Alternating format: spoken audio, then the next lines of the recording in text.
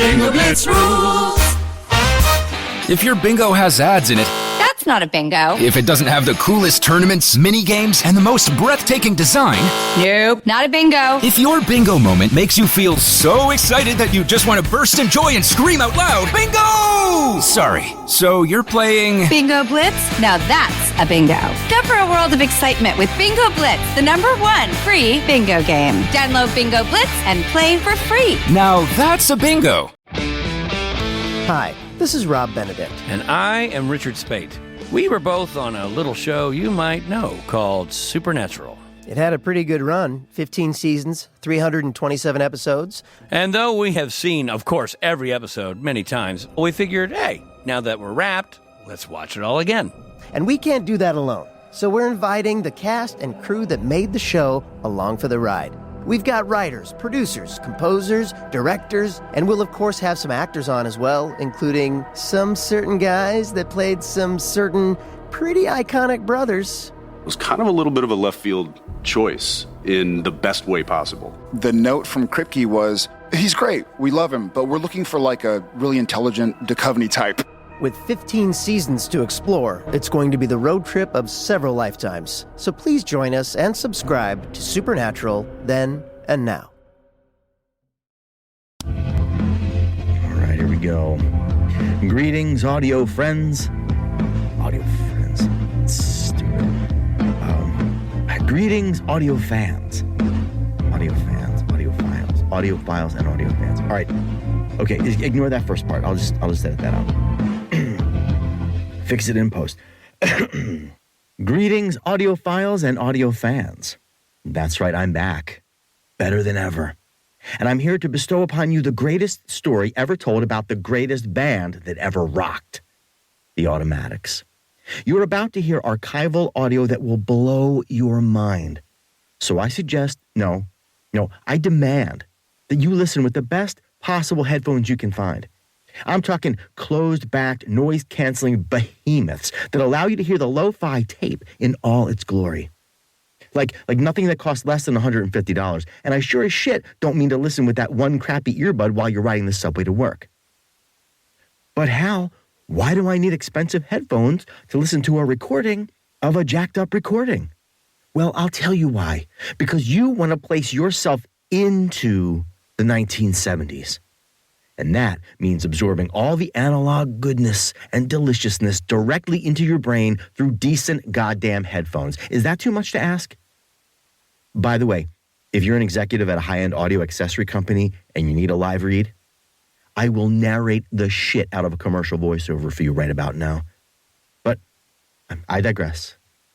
Listen, I've led you to the curtain, and now you can peek behind it for yourself. You wanted to know about a band that changed lives? Well, this band is the greatest of all time. Colloquially known, I'll fix this too. All right, fix it. Try again. Colloquially known as the GOAT. You like what I did there? Ladies and gentlemen, the Automatics. They were the band who pioneered goth art dance rock.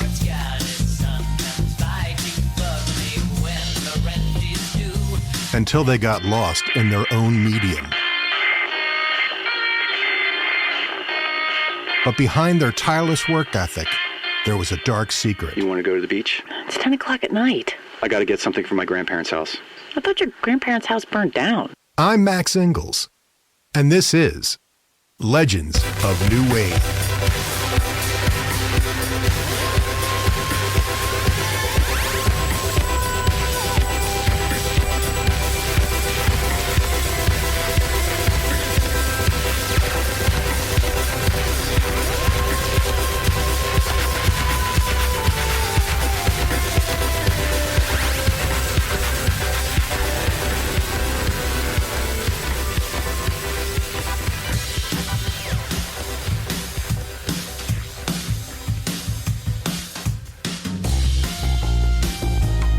CBGB's in the early 1970s was a cradle of opportunity for bands like Blondie, Television, and the Ramones.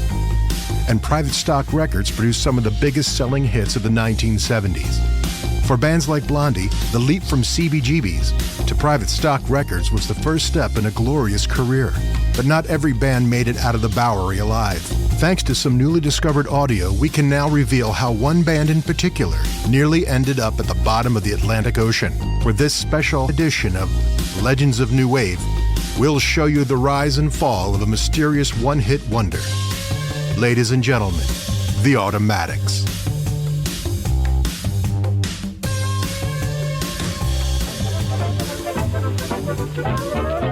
The Automatics' mysterious frontman, Mr. Noise, wasn't always as mysterious as he claimed. Born to investment banker Edwin Farnham Noise III and nightclub singer Margarita Alfaro, Oliver lived the American dream of the 1950s. My parents were head over heels in love, and they love me. Tragedy struck today when a Lockheed Jetstar crashed off the coast of Newport, Rhode Island. Coast Guard sources say that the search for survivors continues, yet has little hope due to the nor'easter barreling up the coast. My grandfather always said that when he wrote his memoirs, he wishes he had a dictaphone when he was younger, because then he wouldn't have to try to remember all the things that happened. I have a really hard time remembering my parents, so, I gotta record everything. Providence, Rhode Island, September 1971. The Rhode Island School of Design produces masters of their craft who reinvent their medium by breaking the rules. When Jared Crespy and Callan McLean showed up at their dorm room on move-in day. My dad took one look at him, and you gotta understand, my dad is a boomer from Louisiana. He looks at this kid who's gonna be my new roommate, who's trying to grow facial hair for the first time in his life, but the middle of his mustache hadn't filled in yet, so he sort of got these patches at the corners of his mouth. So my dad says, "Son, I'm gonna call you Catfish." And the name stuck. Jared wasn't my roommate. A few minutes later, they found out that Jared's dyslexia had got the better of him. What are you doing in my room? Who are you? I'm supposed to have a single. Oh, shucks. Nobody in a freshman dorm is a single, pal. Can you read this for me? Well, my grandfather called the school. Right, look, my room assignment says I'm supposed to be in 423. What does yours say? Is that a tape recorder? Oh, bloody hell. Your room's down the hall, pal. Excuse me, this is my room, and I'm supposed to have a single. Why are you recording this? It's for my memoirs. Oliver Noise really did record everything. I mean, everything. If I hadn't been coming to his room every night to get Catfish to go to the dining hall, I think he might have jammed that tape recorder down his throat. My grandfather said that your first week of college is when you make all the friends that'll always help you out and be there for you the rest of your life. So, here we are. Oliver Noise would sit in the stairwell with his guitar. There's a brand new Martin something or other. The guy's family was loaded. And, I mean, he could kind of play. So he would sit in the stairwell, and he said he was writing songs. But, I mean, obviously he was already trying to do the Lonely Genius thing. Maybe he was trying to meet girls. Hey, guys. Hey, Oliver. Hey, Where are you headed? Where do you think we're headed? Dining hall. Do you want to eat with us? Hey, Jared, Catfish tells me you play guitar, too. Yeah, I do. Don't even start. Because Catfish plays drums, so I was telling him we should start a band. Oh. Right. Hurry up. I told you I'm starving. Well, isn't that going to be kind of hard, like with classes and stuff? Jared, quit it with the idle cocktail party, Charlie, before I chew your leg off and spit roast it. I didn't want to hurt his feelings. Catfish was loud, but he didn't want to hurt his feelings either. I'd been slaving away in my dad's Muddy Waters cover band since I was tall enough to see Over the Kick Drum. I didn't come all the way here to spend every weekend hauling a drum kit around. What kind of idiot gets into school and the first week says, "Hey, want to start a band?" And then Cindy came along. You're probably not going to be able to get an interview with her. She probably put all this in the rear view long ago. That dormitory was not the best experience. Cindy lived a few floors up in the girls' dorm, and she wasn't real happy. I chose apparel design for my major because when you grow up an hour north of Fort Wayne, Indiana, winter clothes that look nice that are affordable are a big deal. And most people don't see apparel design the same way I did. A lot of people think it's a way to kill time getting an MRS degree until you find a sugar daddy. I just wanted to keep warm. Cindy started to go to dinner with me and Catfish, which was fine until... Hey, guys. Oliver Noise, what a surprise. Where are you guys headed? Dining hall as always. Do you want to eat with us? Come on. Girlfriend, Jared. Oh. Hi. Oliver, this is not my girlfriend. This is Cindy. I am my own person, and a very hungry person, might I add, so if you'll excuse me. Oh, yeah, I've seen you around. You said your name's Cindy? Are you coming? Are you going to keep flopping your jaw like Please cool your jets and behave like a rational human being instead of bellowing like a... I'll cool my bloody jets once I've gotten a slice of pizza down me. We gotta go. Cindy had no trouble speaking her mind. I mean, she's not a monster. She put up with him or ignored him just like everybody else. But then, I think it was the second half of the term. November 30th, 1971, 5:27 p.m., practice session. I guess people were kind of tense. Maybe their midterms hadn't gone so well, finals were coming up, people were really tired, and, tempers flare up. For no reason.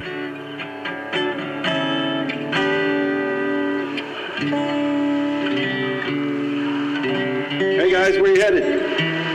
I will give you 3 guesses. We are on our way to the dining hall to get some nourishment so we can continue to study and complete our assignments. Do you want to come with us?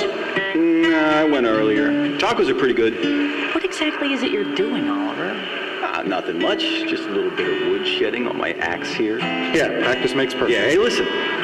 You guys ever think about that band idea? That is not how you play an F7 chord. Ow, my hand! This is how you play an F7 chord. This finger goes here, this finger goes here, and this finger goes here. Now press down. Ow! Yeah, it hurts because you don't have the calluses, because you're not doing it right. And don't ever say you're wood shedding again, because if you were really wood shedding, A, you would have built up some actual calluses by now, and B, you wouldn't sound like garbage, and C, we wouldn't be able to hear you torturing a ridiculously expensive guitar all the way up on the 8th floor, because the point of wood shedding is to go somewhere where nobody can hear you and make mistakes and learn from them. But instead, you're sitting here trying to get attention. I'm pretty sure everyone in that stairwell fell head over heels in love with Cindy Holzer at that moment. I didn't even know she played music. My parents started me on guitar when I was 2 years old. Oliver Noyes didn't play guitar in the stairwell after that. In fact, we all started seeing a lot less of him around campus. He and Kat were still roommates, but we just didn't see a lot of him.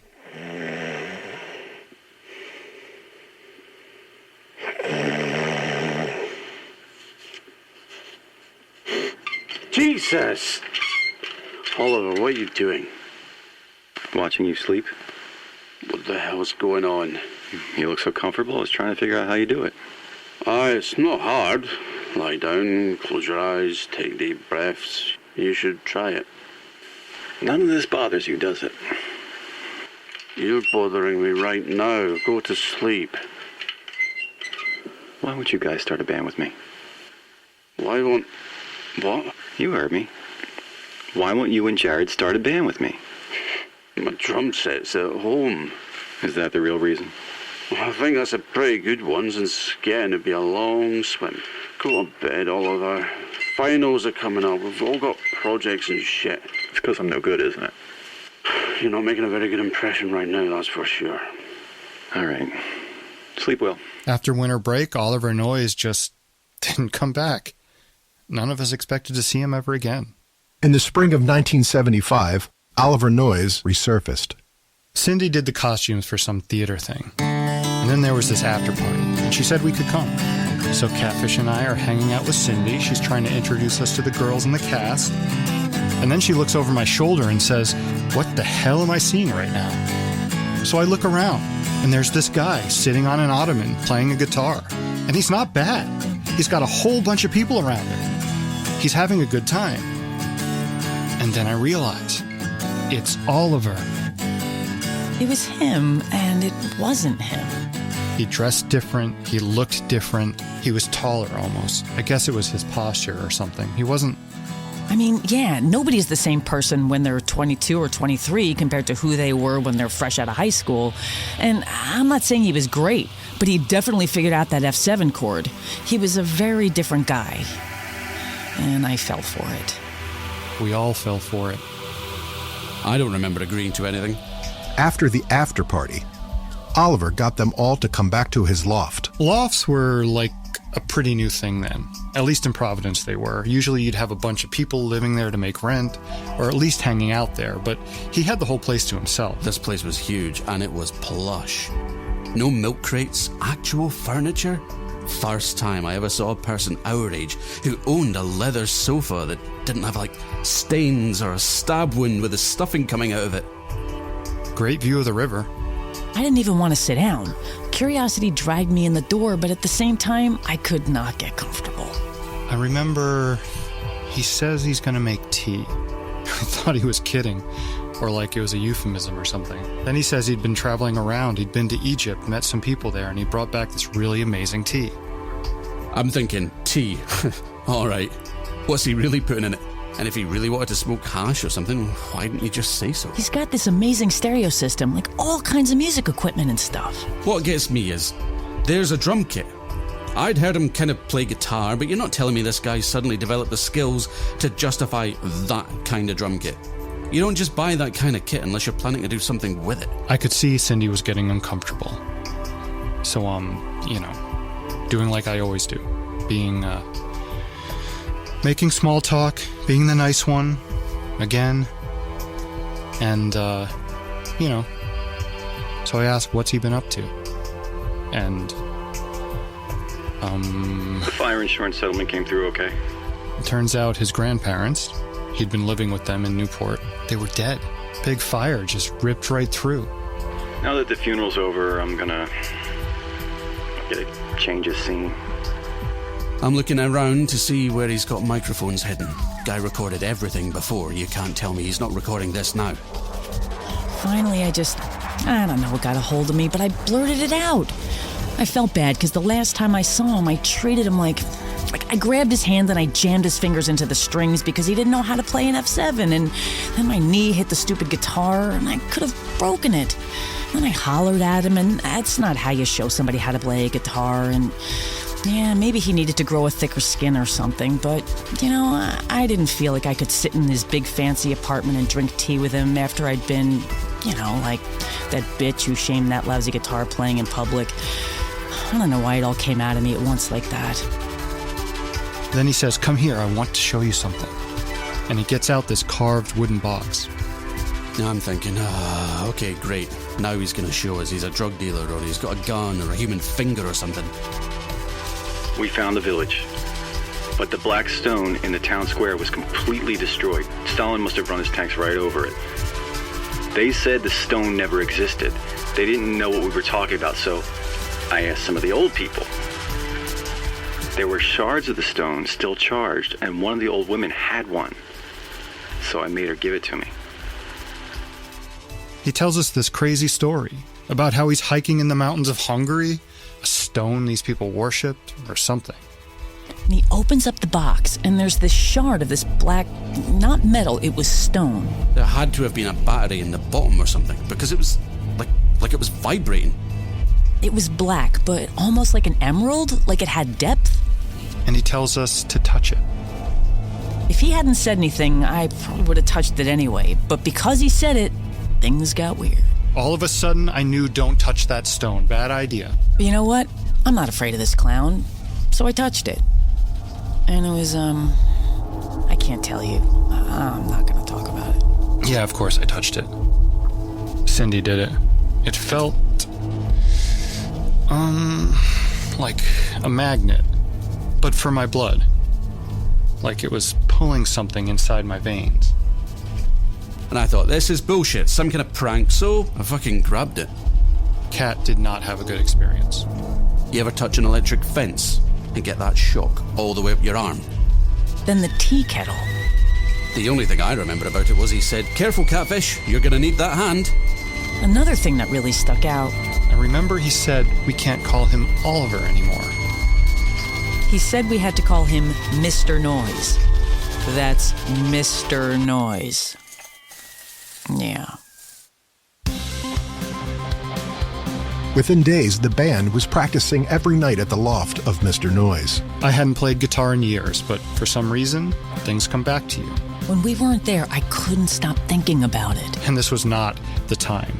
We were in our last semester of school. We had to graduate. But somehow things fell out of the way. I had a professor who absolutely hated me, and I needed the class to graduate, and I had to fabricate 7 packable winter coats for my final project. I was a dishwasher at a restaurant in Provincetown. and I couldn't exactly quit, but one day I came to work and they were closed. Health code violation. Suddenly my schedule opened up. And one day I come to class and there's a note on the door. The professor had a heart attack. Go figure. He had gear, the most expensive stuff. I mean, nobody buys this shit when they're just starting out. Some of it I didn't even recognize. He said he was working for a company that designed amplifiers and microphones and stuff, all of it brand new. I find it very hard to believe they were letting him have free samples. We all had plans after graduation, but somehow none of that seemed very important anymore. I do know I overstayed my visa. That was bad. I mean, I didn't know how much trouble I'd be in. Within a matter of weeks, the band had a set of 17 songs, performance dates set up at local venues, and a name. It's just like we were fueled. He had these lyrics. He said he'd gotten them through automatic writing. Like, he'd meditate, and the songs would just come to him, fully formed. When we were practicing, I was only thinking about playing. I didn't think about what any of it meant or what people would think. But looking back, the whole thing was, The whole thing was fucked up, that's for sure. Before this, I'd had a crush on Cindy, ever since I'd met her. And now, all of a sudden, I didn't care. Playing music was all I could think about. he gave us the name because, it was like we were on autopilot. We were the Automatics. We graduated, all of us, except Noise, obviously. He dropped out. My dad was there telling me, "Oh, your mom would be so proud, Catfish. You finally grew that mustache." His dad was the nicest guy, but I swear to fucking God. But the minute we were done taking pictures, it's like, "Okay, love you, Dad, gotta go." I told my parents I had a job and it was serious. Kissed my mom, kissed my dad, ran straight to band practice. We all ran straight to Noise like good little automatons. And then this arrogant fuck wants to go on tour. Despite Mr. Noise's panache and the band's unstoppable work ethic, the tour didn't go as well as they hoped. Suddenly he's got a van for all the performing gear we had to drag around. Every night we're playing another town, up and down the coast of New England. We're thinking, okay, it's going to be summer crowds, tourists, right? This guy's loaded. Maybe he's got an inn with some of these blue-blooded yacht clubs or something. He got us booked in at the shittiest dive bars, places that reeked of fish and piss and cheap beer. And these people did not like us. At least the few people that were there were like so drunk and exhausted they just hunched over their beer. They didn't even throw things at us. These people had to be like, they had nowhere else to go. Maybe they were working on fishing boats, I don't even know. The whole time, all I could think about was playing the music, and he had me playing bass. Bass is not my strong suit. I think when you're in a cult, you don't know you're in a cult. One time I said, "Come on guys, let's play Mustang Sally," just to liven things up. The Noise turned around and shot me this look like fireballs. Maybe that was how he burned his grandparents' house down. I'm kidding, he didn't burn his grandparents' house down. It was an accident, right? Another thing which really used to bug me, we'd drive all day, get there, and the three of us would load in while he'd go talk to the bar owner, or he had to make some phone calls or something. He'd just disappear, he'd come back in time for sound check, play the set, then afterwards we'd start getting ready to load out, and he'd say, "I gotta go get us paid." Don't get me wrong, getting paid's important, but you could, at least roll a cable or pick up a freaking cymbal or something. He'd go off and talk with the bartender or whoever was in charge for a while, and once we'd loaded out, he'd come back to the van, and each of us got $100. And the bills are like clean, crisp 20s. You can't tell me any of those winos were paying for their beer with anything other than sweaty, wrinkled 1s and 5s. He always drove. We'd be exhausted and hungry, and he always controlled the route. We always had to stop by the beach or walk out by the sand and look at the moon. I'd never been within 500 miles of an ocean until I went to college, so that was nice. I loved playing music, and the beach at night was amazing. When you're young, you're supposed to take chances, make mistakes, end up on a beach at night watching the stars and the waves.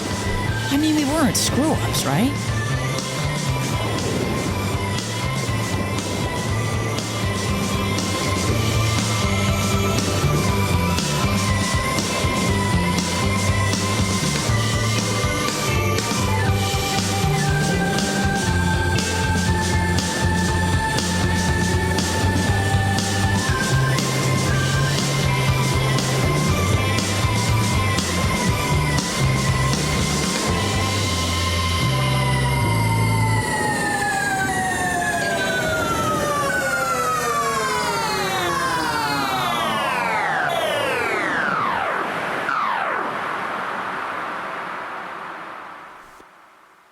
Recently recovered audio of one of the Automatic's practice sessions shows that it was starting to look like the end of the road for the band.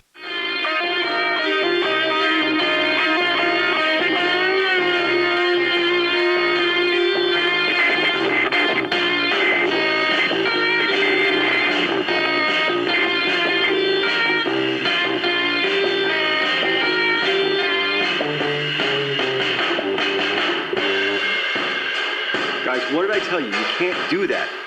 If one of you screws up, you have to keep going. You'll recover. Don't stop. Whatever, we'll start over. You can't just start over when you're on stage. It's unprofessional. Unprofessional, right. You're getting paid. But nobody's listening. Guys, come on. What are you talking about, nobody's listening? They've all got their heads in their beer. They're practically nodding off their corpses. Come on, don't fight. I want to play. I'll get it I want to play too, but I want to play proper music that makes people feel good. Why can't we write a song like a proper band? Knock it off, Cindy. You really want to play some boring run-of-the-mill American bandstand music? No record company is going to take us seriously unless we play originals. And when I say that, I mean stuff that's going to blow their minds. Don't dangle that record contract thing in front of us. It's not even true. Oh, it isn't. I've been trying. How? How could you get anyone from a record company come see us play? They've got a point, Noise. What'd you call me? Sorry, Mr. Noise. We need to put in something familiar that wakes people up. You're not taking this seriously. You call me Mr. Noise so that everybody knows we are not human. We are more than human. We are conduits for vibrations that are greater than any puny human being's mind can understand. Understand? We're putting them to sleep. I have to get back to the source. What source are you talking about? You want to go to the beach? It's 10 o'clock at night. I got to get something from my grandparents' house. I thought your grandparents' house burned down. Not all of it. Some of it is still... Can't we just play? Come on, guys. From the top. You're not listening to me. You're not paying attention. You're unruly and you're a mess. Look, I got a music teacher and he's got something for me. Cindy, you're coming with me. We're taking the van. I'm not going anywhere with him. Are you kidding? You have to. Guys, watch it. He records everything. You're the only one who can find out what the deal is. What do you mean I'm the only one? Come on, you know he wants a piece of you. Cat, knock it off. That's gross. Yeah, haha, real funny. How do we know he's not going to stab me with a syringe full of smack or toilet bowl cleaner or something? Zip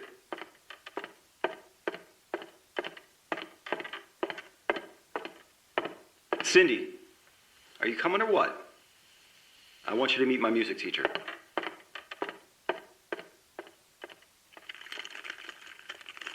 Jared, take my keys. I made those guys swear they would follow me in my car, no matter what. I always kept it gassed up, but the tires had seen better days. And of course it starts raining. It wasn't raining. And it's not a good night to be out in Newport County with strong winds coming right up the coast. There's an unusually low barometric pressure in this weather system and a high-pressure ridge over Greenland causing a negative North Atlantic oscillation. So this storm isn't going out to sea anytime soon. It wasn't raining that hard. I'd never been to Newport. Jared and Catfish said if his grandparents had a house there, then they must have been loaded. Mansions are all over the place, apparently. Noise didn't say one word to me, not a sound, the whole drive from Providence. So we turn onto Narragansett Avenue, and I'm thinking it's going to be some nice little wooden beach house. But I wasn't expecting... it had a gate, like a Bruce Wayne gate. The driveway was long enough that getting to the house took a while, and then he cut the headlights before we got to the house. And there were statues standing on tiptoe in the bushes. And he turns the van around, and I can smell it. Wet charcoal. I don't know how long it had been since the fire, but the smell of burnt timbers was still there. And wet dirt, mildewed leaves, and on top of that, I can smell the ocean. And he shuts off the engine and he says, "It's the first time I ever brought a girl from the family." I asked him if somebody was living there, like a caretaker or a property manager, and he said, "There's someone who, takes care of things, yeah." The front of the house is a wall of flat stone going straight up. And he unlocks this massive door. Like the whole thing is like Downton Abbey, Richie Rich comics, and Edward Gorey, but it's pitch dark. I can't see anything, and he walks right in like it's broad daylight. After a couple seconds, I can see light. Straight back, there's an opening. Half the house was burnt to the ground.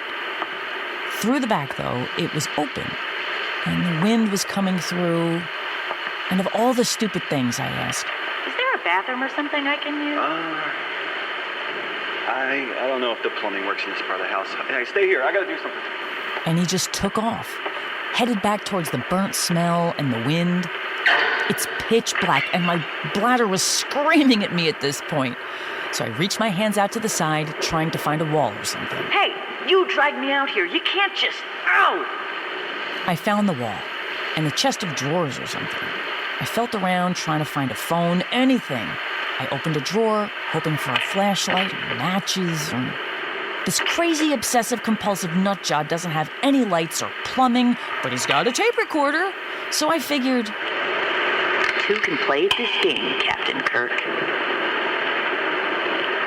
If anybody finds this...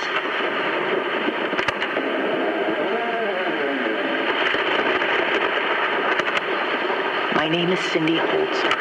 I'm from Fremont, Indiana, and I'm not supposed to be here.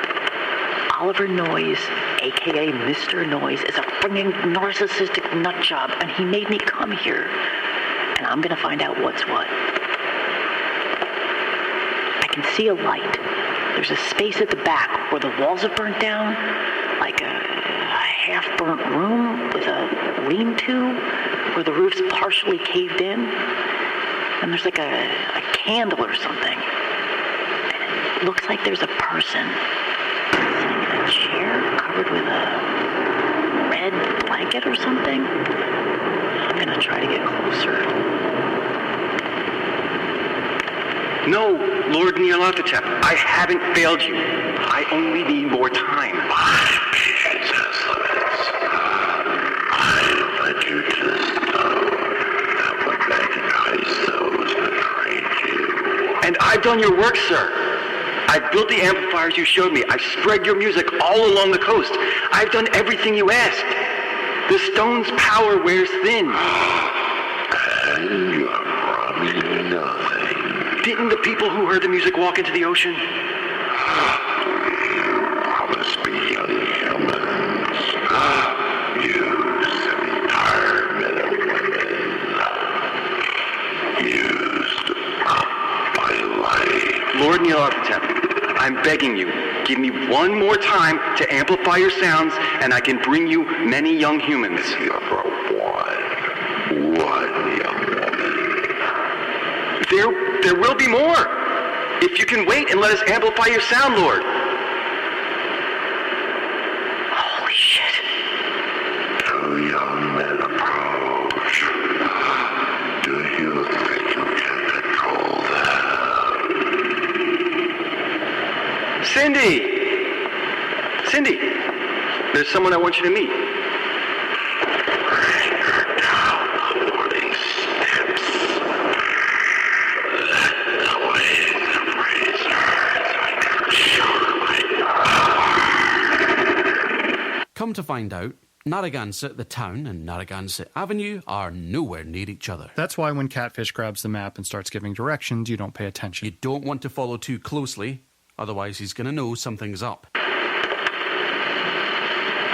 Cindy, did I ever tell you how I finally learned how to play that F7 chord? No, you didn't. But you can show me when we get back home. It was just like you said. You have to have everything in the right place at the right time, and yeah, it hurts at first, but if you press hard and you practice, the pain goes away. Let's go down to the ocean, and I'll show you. Cindy, come on, this isn't fun anymore, Noyes. Don't ruin everything I built for you! Give me the respect I deserve! Not a chance, pal. Oh, Jesus, Cindy, are you okay? Go! Get in the car! What the hell is that smell? Does it matter? Never mind now. Go! Who the hell has statues in the toilet? Cindy, what happened? Jared, look out!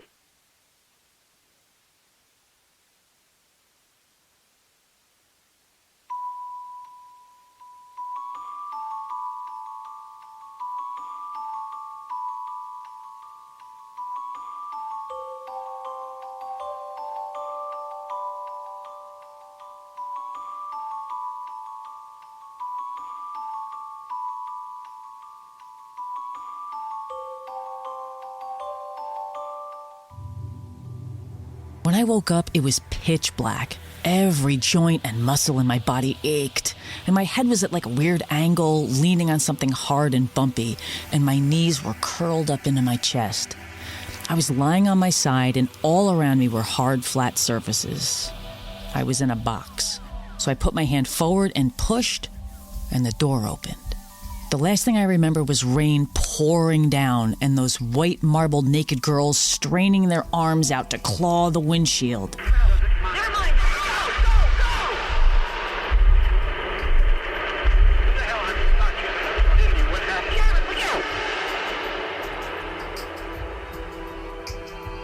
I must have had that nightmare on repeat.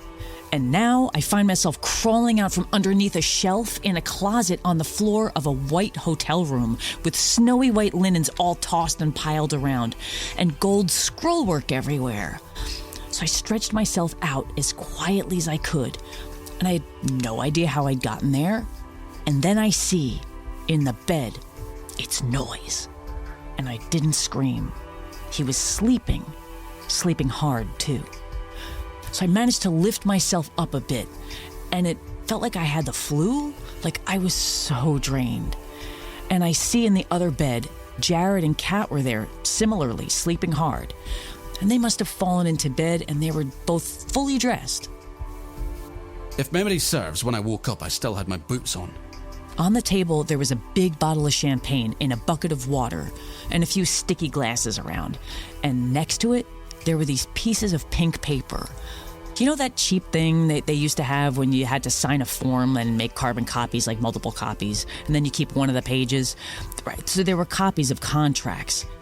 And the date showed, since the car crash, it had been a month. Cindy woke me up, really quietly, and motioned for us to quietly go into the bathroom with her and shut the door.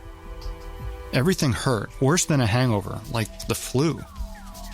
None of us remembered anything since trying to turn the car around in the rain. Except for nightmares of those freaky stone Gorgon girls leaping out at me and the screaming. Like albino tentacles. A month.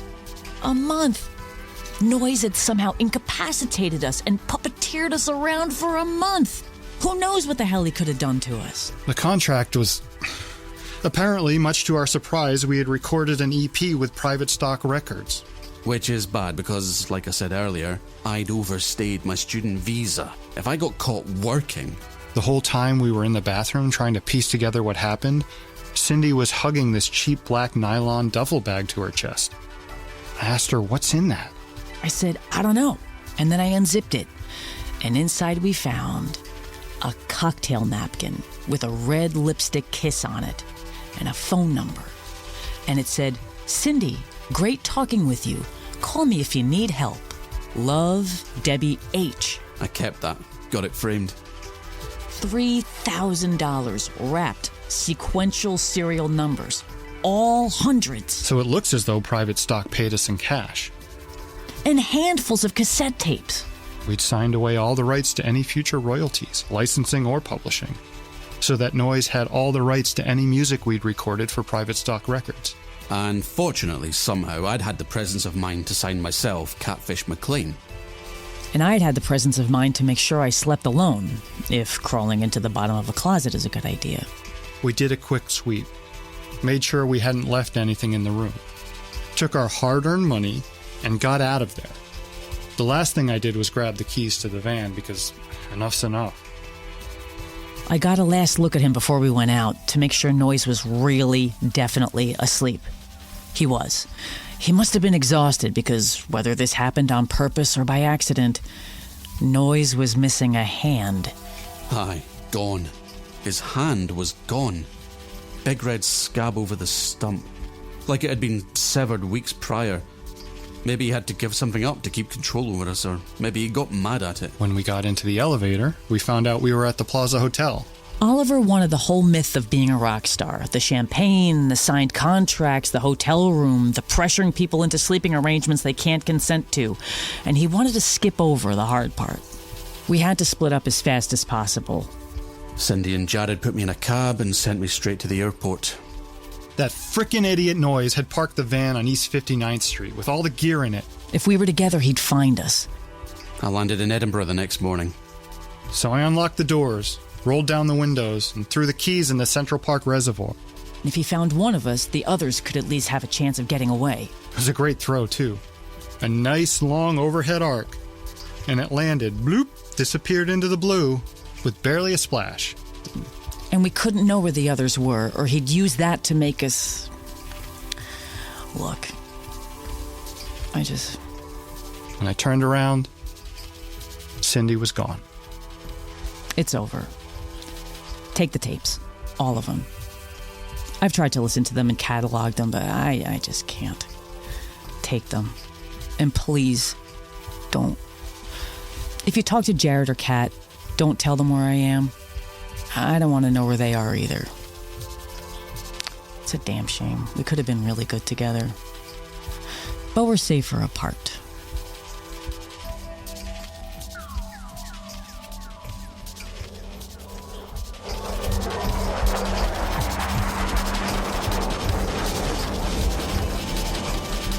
Today, Jared Crespy runs a guitar store and rehearsal studio outside of Philadelphia. Catfish McLean is a sculptor who lives on a private island in the Outer Hebrides. Cindy Holzer agreed to this interview on the condition that we not disclose her location. Private Stock Records closed in 1978. Owner Larry Utall died in 1993. His son Jay Utall inherited the rights to the master tapes, but has said that he has no idea where they might be. Private Stock only pressed the minimum number of copies of the Automatics EP. You might have a chance of finding a copy in a dollar bin. If you do find one, let us know. But I don't recommend you listen to them unsupervised. According to a 2019 police report, one man who played a copy of the album was motivated to self-mutilation. Details are available at the link in the show notes if you have a strong stomach. His grandparents' mansion on Narragansett Avenue in Newport was sold at auction after the property taxes went unpaid for too long. Rumors and speculations abound as to the whereabouts of Mr. Noise, but not among many undying fans. For now, here's an exclusive clip of what Noise hoped would be the band's hit single, Nylarahotep.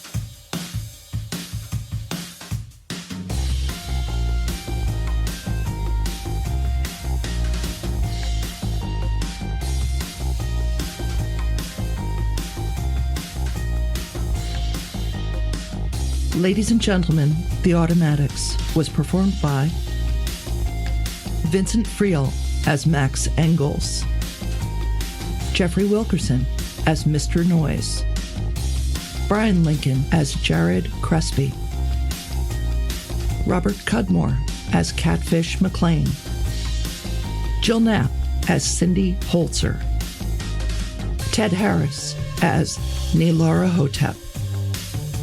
Additional voices provided by Lindsay Harris Friel and Vincent Friel. Music and sound design by Vincent Friel.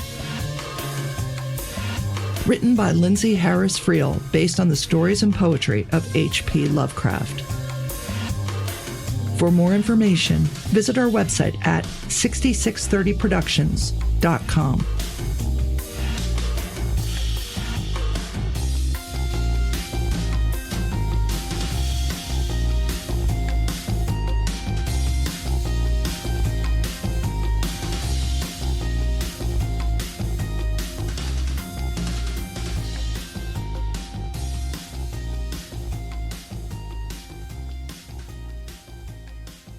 Copyright 2023 and 2024, 6630 Productions. 6630 Productions.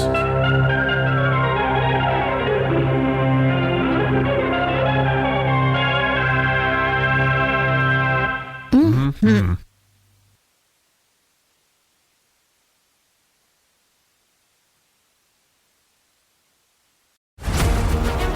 Do you dig science fiction?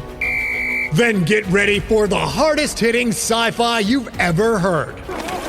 The Galactic Football League series by #1 New York Times bestselling author Scott Sigler is now a free, unabridged podcast. It's Star Wars meets Peaky Blinders meets Ted Lasso. The GFL is a star-spanning, high-action, high-stakes, coming-of-age story set against the backdrop of a professional football league 700 years in the future. Follow the journey of Quentin Barnes, a gifted athlete who must travel from his backwater system to the galaxy's sprawling empires in his quest to be the best there's ever been. But he needs to watch his back as organized crime runs every franchise, fixing games and assassinating rival players. That's the Galactic Football League series.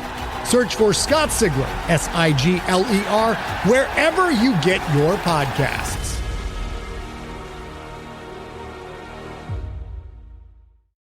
Hi, I'm Jennifer, a co-founder of the Go Kid Go Network. At Go Kid Go, putting kids first is at the heart of every show that we produce.